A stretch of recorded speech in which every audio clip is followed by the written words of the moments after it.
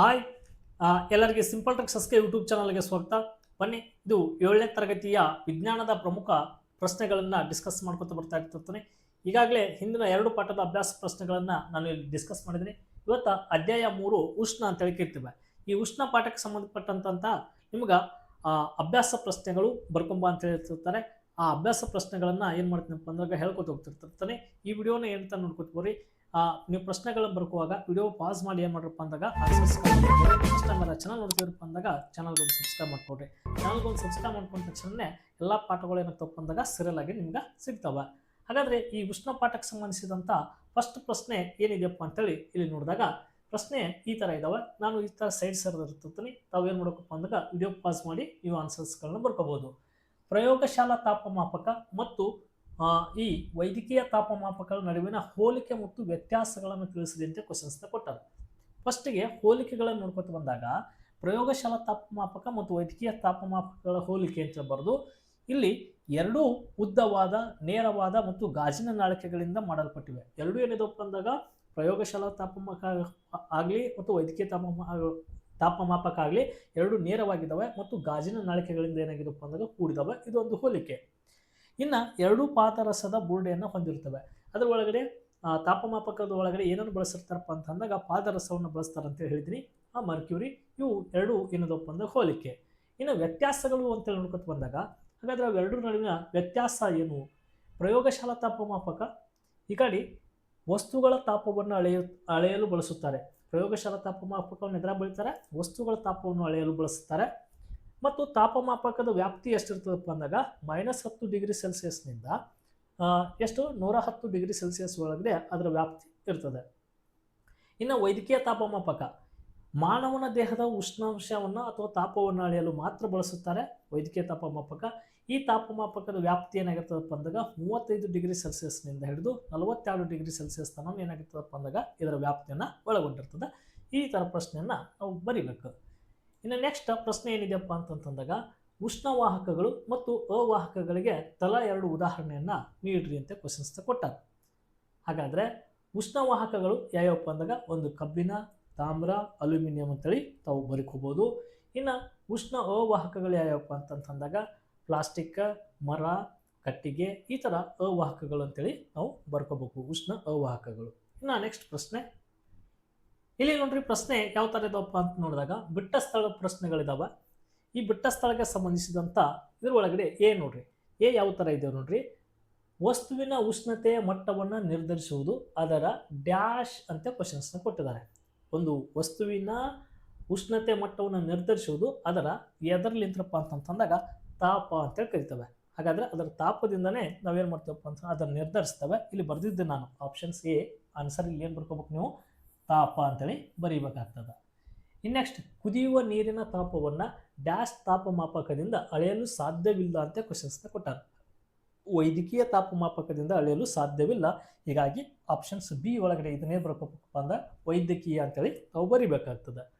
ಇನ್ನು ತಾಪವನ್ನು ಡಿಗ್ರಿ ಡ್ಯಾಶ್ನಿಂದ ಅಳೆಯುತ್ತಾರಪ್ಪ ಅಂದಾಗ ಡಿಗ್ರಿ ಸೆಲ್ಸಿಯಸ್ ಅಂತೇಳಿ ಕೇಳ್ತೇವೆ. ಹೀಗಾಗಿ ಇಲ್ಲಿ ಸೆಲ್ಸಿಯಸ್ ಅಂತೇಳಿ ಬರಿಬೇಕು. ಇಲ್ಲಿ ಸಿ ಸೆಲ್ಸಿಯಸ್ ಅಂತ ಬರೆದಿದ್ರಿ, ಅಲ್ಲಿ ನೀವು ಬರ್ಕೊಡ್ರಿ. ನೆಕ್ಸ್ಟ್ ಉಷ್ಣವು ಪ್ರಸಾರವಾಗಲು ಯಾವುದೇ ಮಾಧ್ಯಮದ ಅಗತ್ಯವಿಲ್ಲದ ವಿಧಾನ ಯಾವುದು ಅಂತ ಕ್ವಶನ್ಸ್ನ ಕೊಟ್ಟಾನ. ಉಷ್ಣ ವಿಕಿರಣ ವಿಧಾನ ಅಂತೇಳಿ ನಾವು ಕರಿತೇವೆ. ಅದನ್ನು ಡಿದಲ್ಲಿ ಬರ್ಕೊಡ್ರಿ. ಇನ್ನು ಬಿಸಿ ಹಾಲಿನ ಲೋಟದಲ್ಲಿ ಅದ್ದಿದ್ದ ಒಂದು ತಣ್ಣನೆಯ ಸ್ಟೀಲ್ ಚಮಚ ತನ್ನ ಇನ್ನೊಂದು ತುದಿಗೆ ಉಷ್ಣ ಪ್ರಸಾರ ಮಾಡುವ ವಿಧಾನವನ್ನು ನಾವು ಏನಂತ ಕರಿತೇವಪ್ಪ ಅಂದಾಗ ಉಷ್ಣ ವಹನ ಅಂದರೆ ಚಲಿಸ್ತದೆ. ಇನ್ನು ತಿಳಿಯಾದ ಬಣ್ಣದ ಬಟ್ಟೆಗಳಿಗಿಂತ ಹೆಚ್ಚು ಉಷ್ಣವನ್ನು ಹೀರುವ ಬಟ್ಟೆಗಳು ಡ್ಯಾಶ್ ಬಣ್ಣದಾಗಿರ್ತಪ್ಪ ಅಂದಾಗ ಕಡು ಬಣ್ಣದಾಗಿರ್ತವೆ ಅಥವಾ ದಟ್ಟ ಬಣ್ಣದಾಗಿರ್ತವೆ. ಎರಡರಾಗ ಯಾವುದು ಕೂಡ ಬರ್ಕೋಬಹುದು. ಓಕೆ, ಇದು ಬಿಟ್ಟ ಸ್ಥಳ. ಇನ್ನು ನೆಕ್ಸ್ಟ್ ಪ್ರಶ್ನೆ ಕೆಳಗಿನವುಗಳನ್ನು ಹೊಂದಿಸ್ರಿ ಅಂತ ಕ್ವಶನ್ಸ್ನ ಕೊಡ್ತಾನೆ. ಇಲ್ಲಿ ಹೊಂದಿಸಿ ಆಲ್ರೆಡಿ ನಾನು ಇಲ್ಲಿ ಹೊಂದಿಸಿ ಬರ್ತಿದ್ದೀನಿ. ಯಾಕಂದ್ರೆ ನೀವು ಈ ಥರ ನೀವು ಹೊಂದಿಸ್ತಿದ್ರೆ ಈ ಥರ ಹೊಂದಿಸ್ಕೊಡ್ರಿ. ನೆಲಗಾಳಿ ಬೀಸುವ ಕಾಲವನ್ನು ರಾತ್ರಿ ನೆಲಗಾಳ ಬೀಸ್ತದೆ. ಹೀಗಾಗಿ ಒಂದು ಡಿ ಅಂತೇಳಿ ಇಲ್ಲಿ ಬರೆದಿರ್ತೀನಿ. ನೆಕ್ಸ್ಟ್ ಕಡಲ್ ಗಾಳಿ ಬೀಸುವ ಕಾಲ ಇದು ಹಗಲತ್ತು ಬೀಸ್ತದೆ. 2 ಸಿ. ಇನ್ನು ದಟ್ಟವಾದ ಬಣ್ಣದ ಬಟ್ಟೆಗಳನ್ನು ತೊಡಲು ಇಚ್ಛಿಸುವ ಕಾಲ ಯಾವುದಪ್ಪ ಅಂದಾಗ ನಾವು ಚಳಿಗಾಲದಾಗ ಈ ಥರ ಬಳಸ್ತೇವೆ. ಇನ್ನು ನೆಕ್ಸ್ಟ್ ತಿಳಿಯಾದ ಬಣ್ಣದ ಬಟ್ಟೆಗಳನ್ನು ತೊಡಲು ಇಚ್ಛಿಸುವ ಕಾಲ ಯಾವುದಪ್ಪ ಅಂತಂದಾಗ ಬೇಸಿಗೆ ಕಾಲ. ಈ ಥರನಾದರೂ ಹೊಂದಿಸ್ಬೋದು ಅಥವಾ ನಾನು ಇಲ್ಲಿ ಬರೆದು ಹಾಕಿದ್ದೀನಿ, ಆ ಥರನಾದರೂ ನೀವು ಬರ್ಕೊಂಡ ಹೋಗ್ಬೋದು. ಇನ್ನು ನೆಕ್ಸ್ಟ್ ಪ್ರಶ್ನೆ ಏನಿದೆಪ್ಪ ಅಂತ ನೋಡ್ಕೊತ ಬಂದಾಗ ಚಳಿಗಾಲದಲ್ಲಿ ಒಂದೇ ಪದರದ ದಪ್ಪ ಬಟ್ಟೆಯನ್ನು ಧರಿಸುವುದಕ್ಕಿಂತ ಹಲವು ಪದರಗಳ ಬಟ್ಟೆಯನ್ನು ನಮ್ಮನ್ನು ಬೆಚ್ಚಗೆ ಇಡುತ್ತದೆ, ಏಕೆ ಚರ್ಚಿಸ್ರಿ ಅಂತ ಕ್ವಶನ್ಸ್ ಕೊಟ್ಟಾರ. ಇಲ್ಲಿ ಬಟ್ಟೆಯ ಪದರಗಳ ನಡುವೆ ಗಾಳಿ ಹಿಡಿದಿಟ್ಟಲ್ಪಟ್ಟಿರುತ್ತದೆ. ಗಾಳಿಯು ಅಲ್ಪ ಉಷ್ಣವಾಹಕವಾದುದರಿಂದ ಬಟ್ಟೆಯ ಪದರಗಳ ನಡುವೆ ಹಿಡಿದಿಲ್ಪಟ್ಟ ಗಾಳಿಯು ನಮ್ಮ ದೇಹದಿಂದ ಸುತ್ತಮುತ್ತಲಿನ ಪ್ರದೇಶಕ್ಕೆ ಉಷ್ಣದ ವರ್ಗಾವಣೆಯನ್ನು ತಡೆಯುತ್ತದೆ. ಇದರಿಂದ ನಮಗೆ ಬೆಚ್ಚನೆಯ ಅನುಭವವಾಗುತ್ತದೆ. ಒಂದೇ ಪದರದ ದಪ್ಪ ಬಟ್ಟೆಗಿಂತ ಹೆಚ್ಚು ಪದರಗಳ ಬಟ್ಟೆಯು ಹೆಚ್ಚು ಗಾಳಿಯನ್ನು ಹಿಡಿದಿಡುವುದರಿಂದ ನಮಗೆ ಹೆಚ್ಚು ಬೆಚ್ಚನೆಯ ಅನುಭವವಾಗುತ್ತದೆ. ಆದ್ದರಿಂದ ಚಳಿಗಾಲದಲ್ಲಿ ಹೆಚ್ಚು ಪದರಗಳ ಬಟ್ಟೆ ಧರಿಸುವುದು ಉತ್ತಮ ಅಂತೇಳಿ ನಾವು ಇದನ್ನು ಈ ಅಭ್ಯಾಸದಲ್ಲಿ ಈ ಥರ ಬರುತ್ತಾ ಬರಿ. ಇನ್ನು ನೆಕ್ಸ್ಟ್ ಇಲ್ಲೊಂದು ಚಿತ್ರ ಕೊಟ್ಟಿದ್ದಾನೆ. ಈ ಚಿತ್ರವನ್ನು ನೋಡಿ ತಾವು ಇಲ್ಲಿ ಏನು ಬರಿಬೇಕಂತ ಹೇಳಿದಾರಪ್ಪ ಅಂದಾಗ ವಾಹನ, ಸಂವಹನ ಮತ್ತು ವಿಕಿರಣದಿಂದ ಎಲ್ಲೆಲ್ಲಿ ಉಷ್ಣ ಪ್ರಸಾರವಾಗುತ್ತದೆ ಅಂತ ಬರೀರಿ ಅಂತ ಹೇಳ್ಕೊಟ್ಟಿದ್ದಾರೆ. ಫಸ್ಟ್ನೇದು ವಾಹನ ಕೊಟ್ಟಿದ್ದಾರೆ. ವಾಹನ ಯಾವುದಪ್ಪ ಅಂದಾಗ ಈ ಪಾತ್ರೆ ಉಷ್ಣ ವಾಹನ ಅಂತೇಳಿ ಕರಿತೇವೆ. ನೀವು ಉಷ್ಣ ವಾಹನ ಅಂತೇಳಿ ಬರೀರಿ. ಎರಡನೇದೇನು ಕೊಟ್ಟಾನ ಸಂವಹನ. ಹಾಗಾದರೆ ಇದು ಮೇಲಿಂದು ಪಾತ್ರೆ ಮೇಲಿಂದು ಉಷ್ಣ ಸಂವಹನ ಅಂತೇಳಿ ನಾವು ಇದನ್ನು ಕರಿತೇವೆ. ಉಷ್ಣ ಸಂವಹನ. ಇನ್ನು ನೆಕ್ಸ್ಟ್ ವಿಕಿರಣ. ವಿಕಿರಣ ಅಂದಾಗ ಇಲ್ಲಿ ಪ್ಲೇನ್ ಇದೆ ನೋಡ್ರಿ, ಉಷ್ಣ ವಿಕಿರಣ. ಈ ಥರ ನೀವು ಇದನ್ನು ಬರೆದ್ರೆ ಸಾಕು, ಉಷ್ಣ ವಿಕಿರಣ. ಇಷ್ಟನ್ನು ಏನು ಮಾಡ್ರಪ್ಪ ಅಂತಂದಾಗ ನಿಮ್ಮ ಅಭ್ಯಾಸದಲ್ಲಿ ಏನು ಮಾಡ್ರಪ್ಪ ಅಂದಾಗ ಬರೀರಿ.